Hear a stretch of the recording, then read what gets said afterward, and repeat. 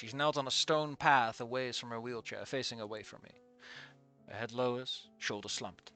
Her book bag tossed aside, with all of her school papers littering the floors as they're quickly turned to paste by the rainfall. Just a very quick intermission. You might say, Safi, why are you omitting the is? Why are you omitting the and? Because sometimes you do that to focus on the fact that things are moving a little quickly.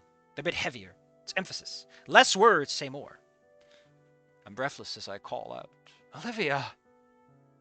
It doesn't sound like me saying it as it reaches my ears. I don't sound like that. Anon. She turns, somehow still knowing it to be me. The face is contorted into the pained expression only sobbing brings on. The tears stream and mix with the rain. Why not just mix with rain? She shudders now and then as we stand in silence. How? We stand? She's in a wheelchair, man. She doesn't stand. She sits in silence. Just say watch in silence. Racked intermittently with silent and not so silent sobs. Her eyes betray the torture within her, and I find myself taking tentative steps forward, afraid that if I say anything too hastily, it'll ruin any chance I have to help. She pushes herself up with her tail, and I see the piles of paper shredding she'd made before I arrived. Relief is what should come now that I found her, but there's only desolation of the sight before me. How did we get here? Silence grows between us, no longer familiar nor alien. Just what comes when words fail to people. She's steadily becoming soaked to the bone, and it hits me that it may not just be her cries that have her shaking like a leaf. She's probably freezing sitting out here. Do we need to talk? Not in the open. Her voice is a hoarse cry, a thin barrier against letting her tears overtake her again. I stand beside her, then kneeling, then sitting.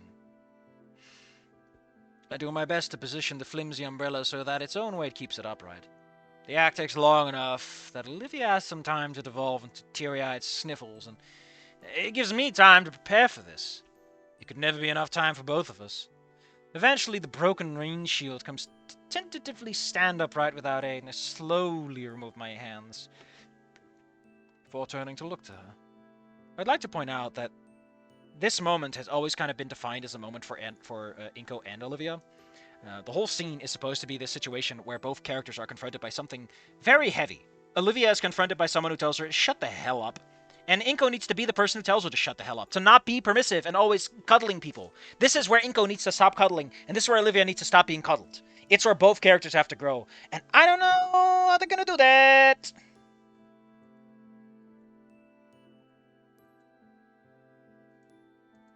Anyway. No one's out there but you and the trees. I don't think they'll judge.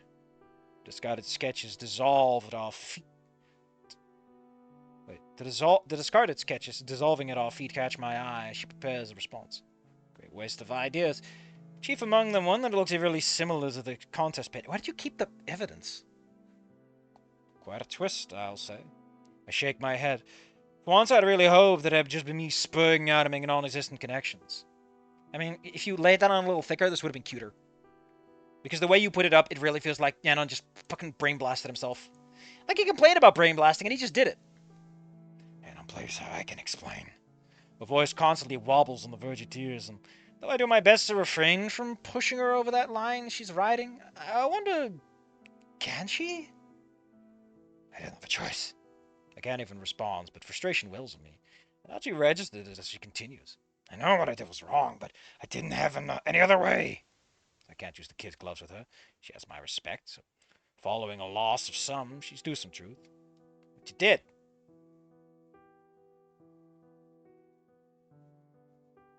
I don't think this works. The original was like a really long thing, right? Or at least it felt really long. I don't know when the choice happened. But I always kind of felt like it was this back and forth where Inco... I don't know. I just don't know. No, you don't get it. I get it, you're mad at me. Weirdly enough, not really. I mean, I feel pissed off, no doubt, but it's more turned inward at this moment. You did what you did. But I can't be mad at you for this. Why not? It wasn't out of malice. I chose to do it. If it wasn't out of malice, it was my fault. No! You can't turn this around. I did this to you! Well, the question is why, then? I smile reassuringly, even as my heart threatens to break in anticipation of the answer. You don't love her, man. You've clearly tried to distance yourself from that idea. Because you never mattered to me. Because you never cared about me. Because you never tried. It's all true. Almost true. I wasn't expecting it. I wasn't expecting you. Wait.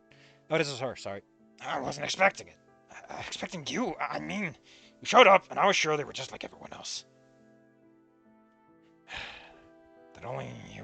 That you only cared because you thought I was some novelty, a crippled artist. You like my artwork so much, I figured you wouldn't have room to complain if I submitted my art as yours.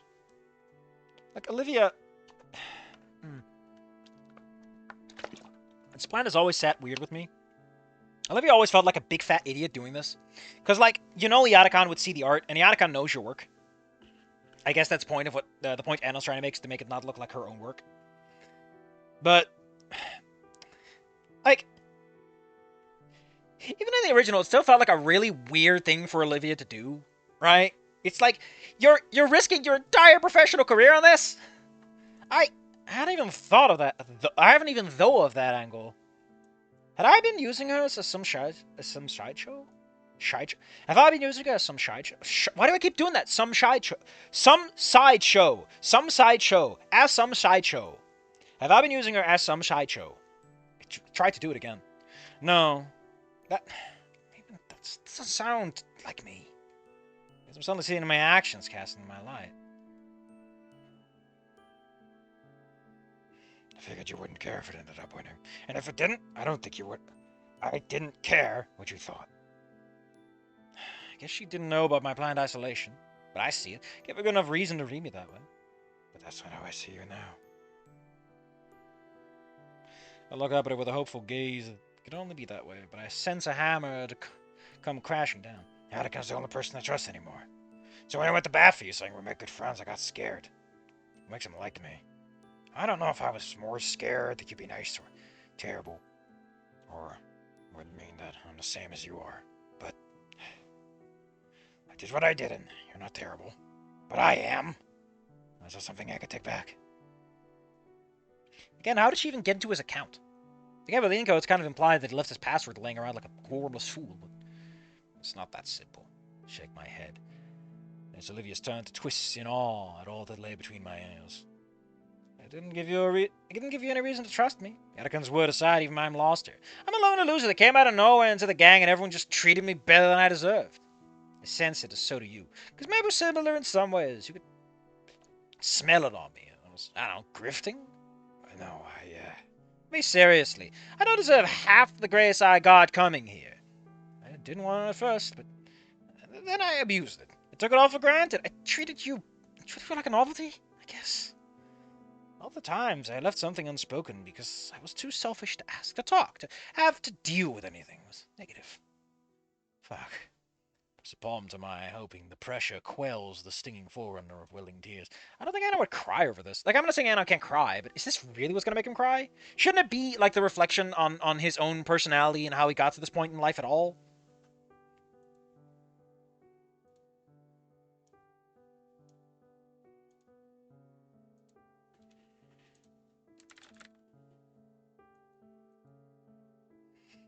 No, I did this. I chose to hurt you. I didn't even try to stop it once I thought better. You caught the submission yourself. I wanted to be caught, but not like that. Not so that I could get away with it. I hate the me that would do that to you. Olivia, stop. You didn't have any reason. I didn't give any reason to treat me with such good faith. I let it get this bad, and I knew the whole time it would. Makes sense. You did what you did, but I never tried. I didn't try harder because I thought it would be painful. To change. To be better. Saying you had no choice is exaggeration at worst, so why did you? Yeah, because you could always just not do it. We all have the choice to sit on our asses and do nothing.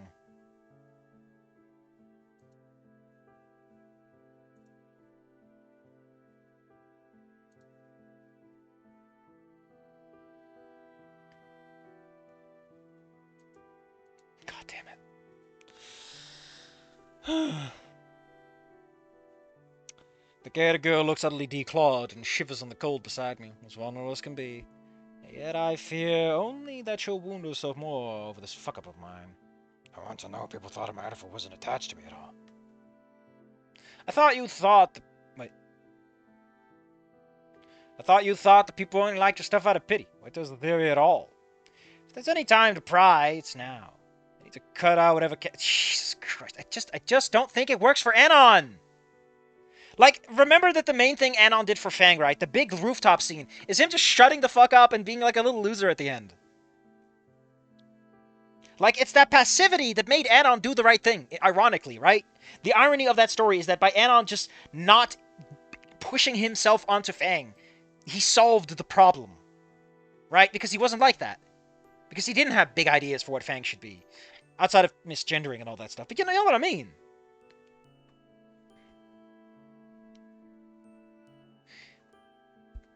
Am I totally at fault then? Who else is there? Society? Yeah, sometimes society, Anon. Sometimes the systems in which people grow up have something to do with how they're raised. It takes a village to raise a person, so maybe the village just takes some fucking responsibility, buddy. I like my stuff, alright, but it was always... Oh wow, you're so talented in spite of your condition. And amazing, it's like you're not disabled at all. You could never be on a level playing field with anyone normal. Even now you can't let me fail. You have to fall on your own sword instead of getting mad at me. I begin staring at unrelated pages of a sketchbook now. It's always knowing. It's always knowing everything's ever said to you has the subtext you can't control. It's that obligation or insecurity driving someone to say a kind word, pitying the cripple. I got at everyone because of it. I don't always fall short, but never fail. People treat me based entirely on that fucking chair. And the chair's over there. It's gone now. Get it? She's discarded the thing she feels that makes her bad, but it's actually the thing that kept her able or something. I don't know. There's metaphor in there, probably. We can imagine one, if we must. Sounds maddening. It's almost like a comfort that everyone writes... It's almost a comfort that everyone writes me off in comparison. Or more than used to. Olivia can't, even now, and it's killing her to bail this way. What choice did you have, then? You said it yourself. Agreeing with the first word hurts more than anything. You still don't get it! Then, at the risk of ruining our friendship, you're forgiving yourself, let me illuminate my inner workings. I catch myself as I almost let slip why I'm here at St. Hammond's this year. Looking at the sand baryonyx before me, remembered shame was a mere pittance to lift the weight off her soul. Listen, I was laughed out of my last school, bullied like you wouldn't believe. I saw Mia, but know that everyone was back in rock bottom. Oh wait, know that that was everyone back in rock bottom. These cringy pictures of me got leaked. Suddenly everyone knew I wasn't just a social shut-in-aspie. I was all that and a disgusting weeb. Pretty much signaling I was no longer human. I was moved cross-country by my parents. Oh wait, I was moved cross-country by parents that hate me and planned to spend the year as a fly on the wall. I hated the attention I received, but eventually took the good and ignored the bad because even in Dinophonia, I'm me. Anon Moose, there should be a period there. A selfish prick who wants it easy. Wherever that hurts, be damned. I could talk for hours about all the horrible shit I've thought and done otherwise. But I hated you when we first met, and you knew it. That sketch of me, I finally understood it. I can't change. Why try? But you're different. You've got people around. You've got the Pains for a family. She shocked in silence before trying to counter. The Pains aren't... Olivia! They meet every requirement but blood, alright.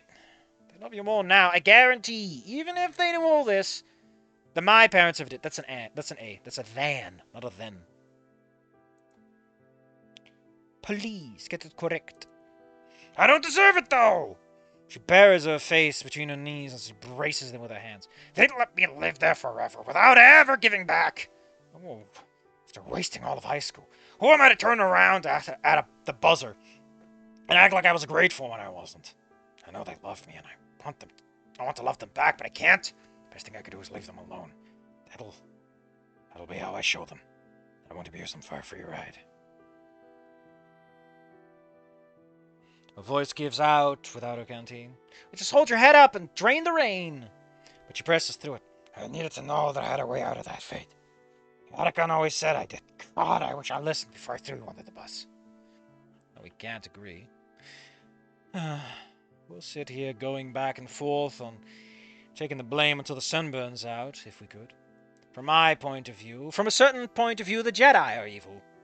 I know how shitty a person I am at my core, and I see the opposite transformation in Olivia as she's opened up. I imagine she feels more or less the same looking at me. Can we even pretend like we're hallucinating some fake person? Not fair to think of ourselves. It's just, do you want to just forget this ever happened? Yeah. I gotta know one thing, then. Oh no, we gotta know about Ben! We gotta know Ben's story, we can't get the good ending.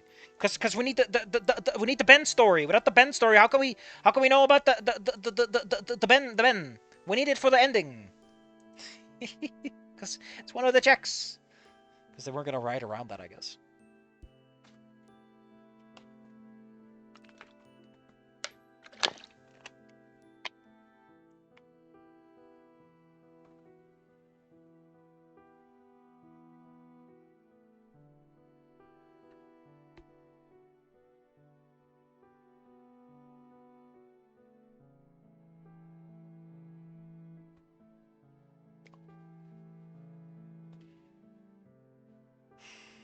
Hold up.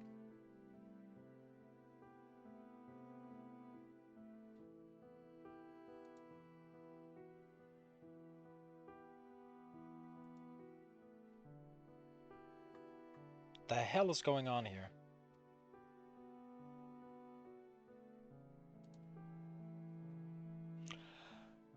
Man, what is this about fucking Roblox condos? Man, weird day, huh? Weird day.